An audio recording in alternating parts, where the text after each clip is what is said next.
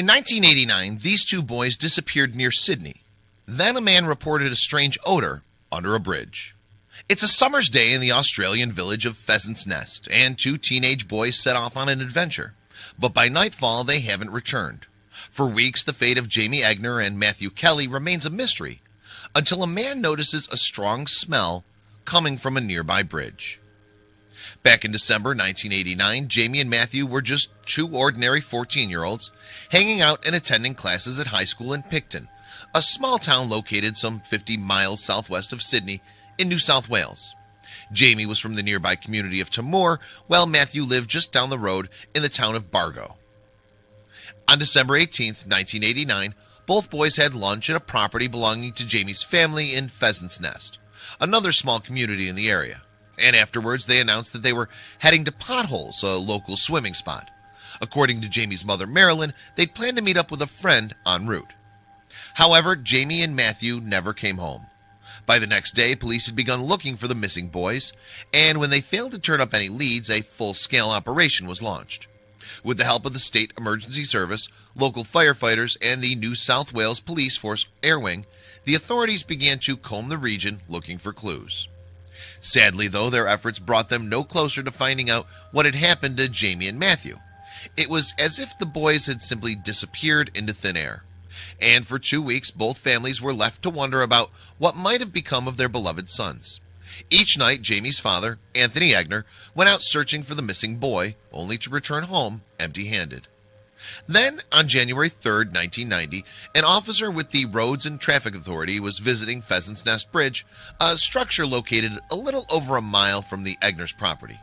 Some 250 feet tall, the bridge spans the Nepean River, allowing the Hume Highway to carry on its 520-mile journey throughout southeast Australia. That day, the worker was walking along an area of the bridge beneath the road when he noticed a strange smell. But upon taking a closer look, he made a stomach-churning discovery. Inside one of the 4 pylons that support the bridge was a deep, open shaft, and at the bottom, he could see what looked like 2 bodies. That night, rescue workers gathered at the scene and began the long process of hauling the grim discoveries out of the 130-foot shaft. Hours later, they finally retrieved 2 bodies from the murky depths.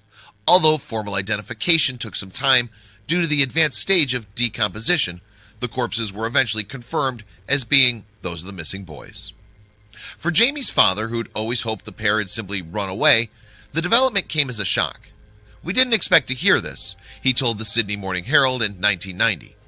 "Jaymie's brothers don't understand it yet.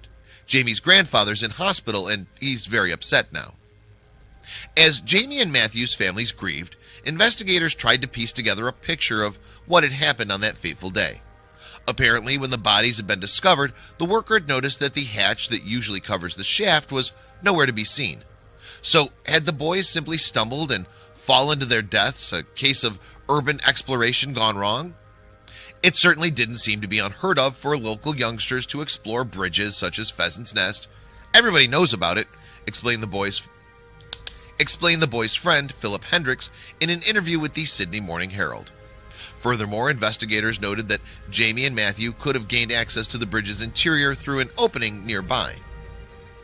Once inside, they might have set out to explore a walkway that runs for 1,000 feet along the entire bridge.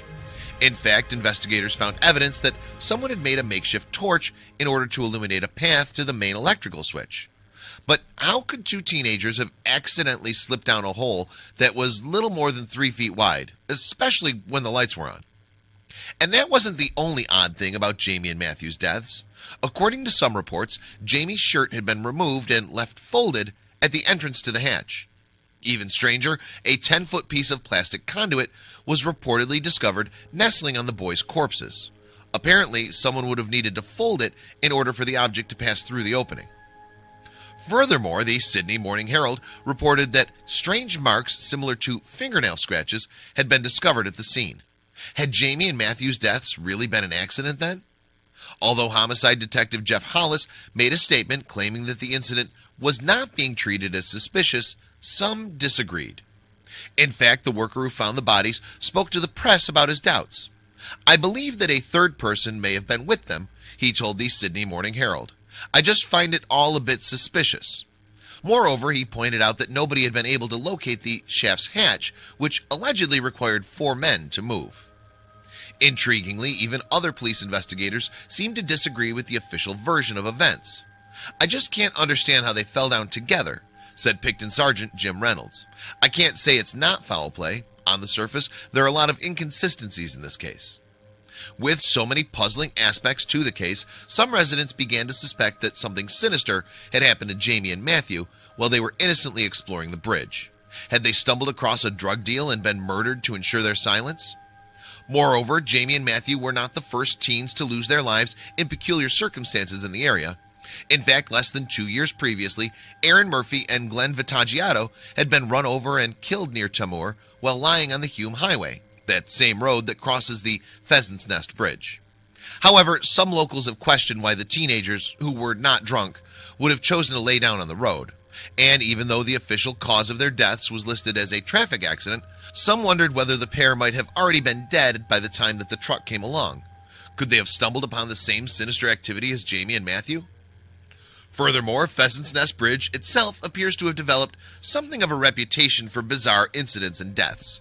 Reportedly, past incidents have involved a drunk, naked couple who crashed a car with a baby inside, and a man who leapt to his death after being chased by the police. So, were Jaymie and Matthew the victims of an accident, foul play, or something even stranger? The truth may never be known.